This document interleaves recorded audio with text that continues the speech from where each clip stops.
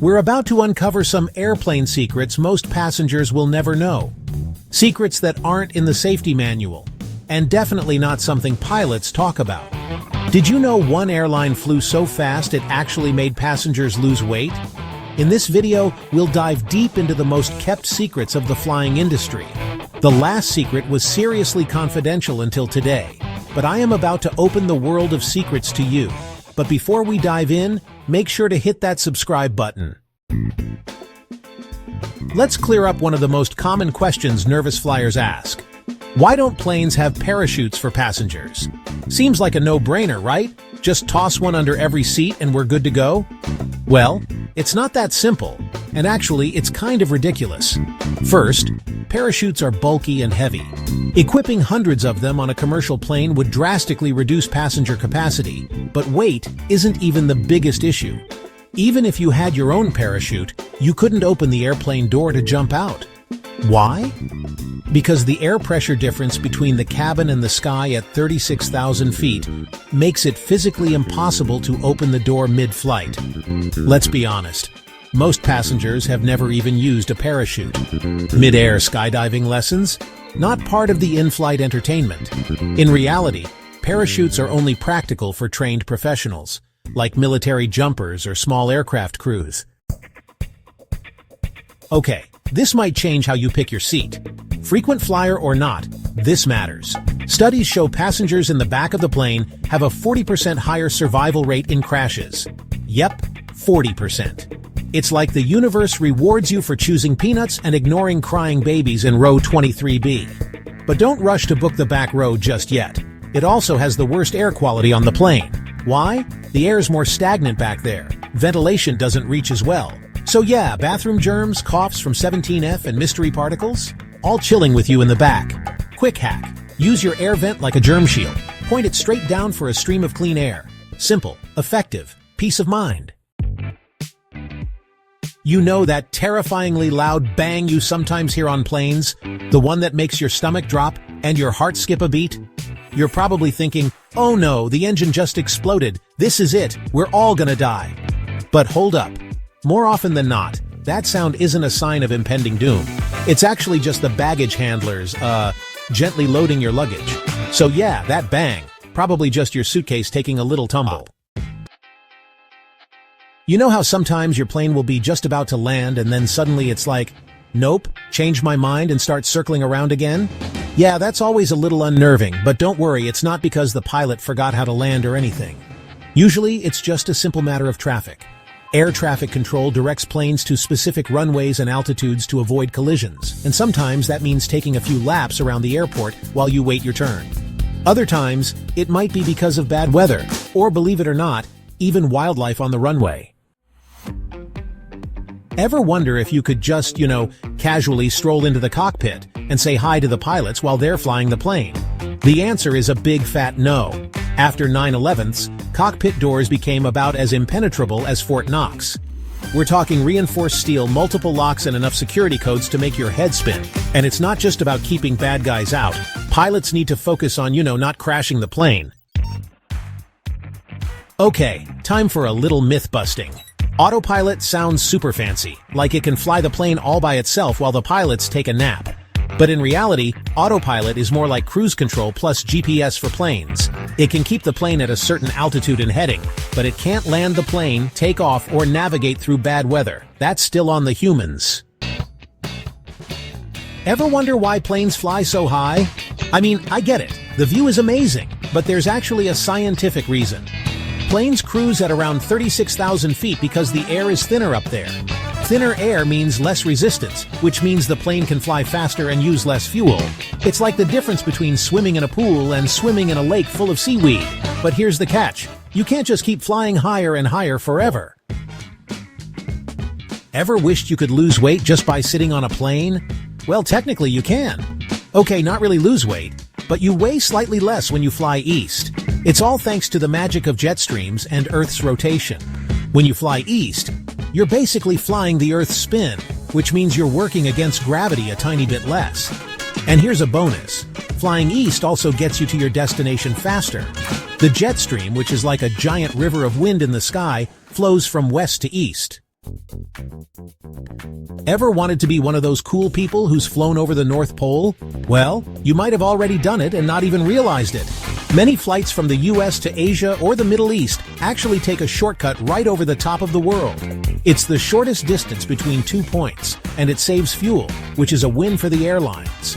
If you're lucky enough to snag a window seat on a clear day, and you remember to actually look out the window, you might catch a glimpse of the Northern Lights. Talk about a once-in-a-lifetime photo op.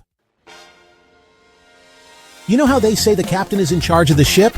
Well, on a plane, the pilot isn't just in charge of flying the plane, they're basically the judge, jury, and sometimes even the executioner. Well, not really, but you get the idea. Pilots have legal authority in the air. They can detain unruly passengers, refuse to take off if they think someone is a safety risk, and they even have the power to divert the plane if there's an emergency. Imagine having that kind of responsibility while thousands of feet in the air. They're basically like sky cops with pilot's licenses. So yeah, next time you see your pilot walking through the cabin, maybe don't make eye contact.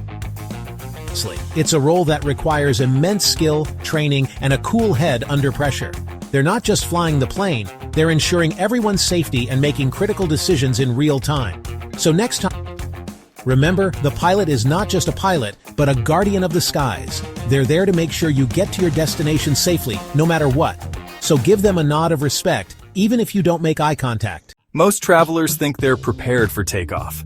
But even seasoned flyers forget the critical things you should never do before a flight. And some of these mistakes, they can ruin your trip, trigger delays, or even get you flagged by airport security. In this video, we'll expose the things you must avoid before flying, because what you don't know can cost you. Putting your passport and cash in a small pouch might feel smart, but that tiny bag could cause huge problems. Think about it. You've already got a backpack and a carry-on. Now you're juggling a third mini bag with your most important items? Bad move. Small bags are easy to misplace, hard to track, and even easier to steal. Lose your backpack? There's a good chance it'll get noticed and turned in. Lose a tiny pouch? It disappears without a trace. Thieves love them too, because they can slip one into a pocket, no questions asked. And if that pouch holds your passport and boarding pass, you're not flying anywhere, so don't risk it. Keep your critical documents in a secure pocket, zipped, close to your body and always within reach. One slip, and your entire trip could vanish with that tiny bag. Most travelers skip online check-in thinking, "I'll deal with it later." But that small delay could cost you your seat. Here's the harsh truth. Airlines overbook flights all the time. And if you show up without checking in ahead of time, you're the easiest person to bump. Online check-in sends a clear message. This passenger is confirmed, committed, and already on the radar. And it's not just about security. You get better seat choices, earlier boarding, and sometimes even bonus perks. Packing light? Then why waste time at the counter? Skip the desk and head straight to security like a pro. Waiting until the last minute might seem harmless, until you're told your seat's been given away. There's nothing worse than this airport surprise. You lift your bag onto the scale, and that check-in agent gives you the look. Overweight by 2 pounds. Now it's decision time. Pay the hefty fee or start unpacking at the counter. Embarrassing? Absolutely. But here's the crazy part. Most of that extra weight? Totally avoidable. A full-size shampoo, shaving gel, and deodorant. That's nearly 2.5 pounds right there. And guess what? Paying for that overweight charge can cost 3 times more than just buying those same items at the airport or your destination. Weigh your bags at home. Pack smarter, not heavier. Or get ready to become the person repacking underwear next to the check-in desk. Imagine this. You finally board your flight and, discover you're trapped next to the bathroom for 7 hours with no legroom. And yeah, no charger port in sight. It didn't have to be this way. Most people don't realize that seat maps are public. Sites like Seat Guru show you everything. Which seats don't recline, which ones have extra legroom, which ones are next to noisy galleys or smelly restrooms. You don't need a secret code, just a few minutes of research. So before you click Confirm Seat, make sure you're not booking misery in row 31. Plastic wrap might look secure, but honestly, it's a trap waiting to happen. Sure, it keeps scratches off your suitcase and maybe it feels safer. But what if you left your passport inside? Now you're at the check-in desk, and the only way to get it is to destroy your $20 wrap job with a key or pen. It's wasteful, frustrating, and honestly, bad for the environment. Flight attendants and airport staff hate it too, because it slows down inspections if they need to open your bag. Want real security? Use a TSA-approved lock. Or, better yet, invest in a reusable luggage cover. Your bag stays protected, and you avoid looking like you're battling a giant roll of cling film at the airport. You finally made it through passport control. Now it's security time. And well, the race begins. Most travelers? They rush straight to the first checkpoint they see, the one with the longest line. Why? Because they assume it's the only one open. Or they're just too tired to walk 50 feet farther. But here's the truth. The last security lanes are often wide open, empty, faster, quieter. You could skip 20 minutes of waiting just by walking a little farther down the hall. So next time, don't follow the crowd, follow the quiet, and save yourself the stress. You know the rule, 3.4 ounces or less. All liquids in a clear, resealable bag. So why do so many people still get flagged at security? Because honestly, they forget what they packed. That big bottle of shampoo you threw in last minute? Gone. The pricey perfume you didn't move to your checked bag? Gone. And here's what most travelers don't know. Even if the bottle has less than 3.4 ounces inside, if the container itself is too big, security will toss it anyway. They can't measure what's inside, so if it looks too big, it's not flying. Save your products and your time. Double-check your liquids, use travel-sized bottles, and keep everything visible in a clear bag. Security will thank you, and your wallet will too. You made it through security, finally. So now it's time to relax, browse a little, maybe treat yourself. Right? Not so fast. Because this is exactly where most travelers slip up. Duty-free zones are massive on purpose. Some are so big, you couldn't see it all in 2 hours even if you tried. And guess what? That's by design. Airports want you distracted, wandering through endless perfume aisles, testing chocolates, forgetting what time it is, and that's how passengers miss boarding calls, even when the gate's just down the hall. So don't fall into the trap. Shop quick, set an alarm, and always know your gate, because that $20 souvenir could cost you a $200 rebooking fee. It always starts with a little voice. Let's try something adventurous before the flight. Ignore that voice. Trying exotic dishes right before takeoff is a rookie mistake. Your stomach has no idea how it'll react to new spices or rich ingredients, and a cramped airplane cabin is the worst place to find out. Here's why it gets worse.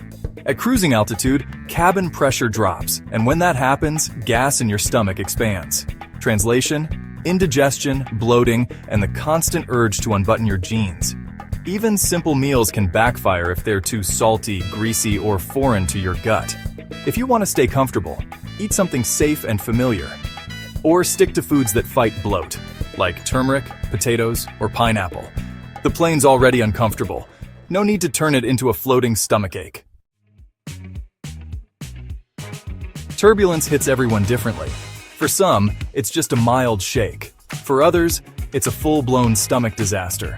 Nausea, dizziness, that sinking feeling for hours. If you're sensitive to turbulence, timing is everything. The smoothest flights? Usually in winter, early morning, or late at night. Here's why. Turbulence is caused by rising air pockets called thermal air parcels. And when the sun heats the Earth, those air bubbles rise and stir the skies. Less sun means fewer rising air currents, which equals calmer skies. So, book early or late flights to dodge the bumps.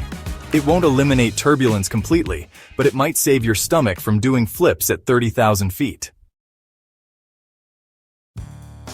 You don't have to be a germ freak, but airports are a bacteria buffet, and guess what's one of the dirtiest things you'll touch? Not the toilet, not the armrest, it's those plastic trays at security. Yep, the same ones everyone tosses their shoes, belts, and phones into. Studies found they carry more germs than a public restroom. So do yourself a favor. Pack some antibacterial wipes or sanitizer. Wipe down your tray, your seat, your tray table, and anything else you'll touch before eating. It takes 10 seconds. and might save you from spending your vacation in bed with a fever. Jet lag hits 93% of flyers, and yet most travelers do nothing to stop it. First step, change your watch to the local time before you land. This helps trick your brain into adjusting early. Next, split your sleep. Nap for half the flight, then stay awake the rest. Stay hydrated like it's your job. And if you really want to fight fatigue, snack on water-rich foods like watermelon, cucumbers, or strawberries. No one wants to land in paradise feeling like a zombie. So, prep your body before touchdown.